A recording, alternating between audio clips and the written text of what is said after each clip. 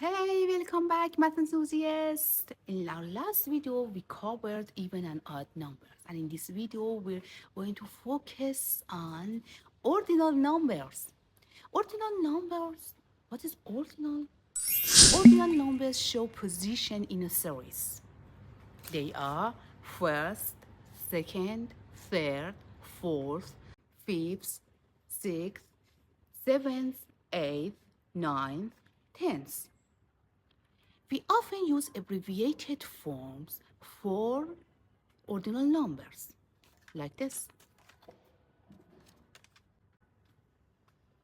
First is written as 1st. Second is written as 2nd. And third as 3rd. Yeah. And use the superscript th for all others. As an example, look this.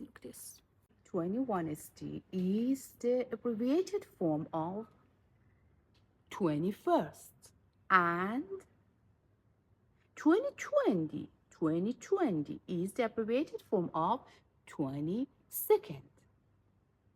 Okay, what is the abbreviation form of 35? Comment.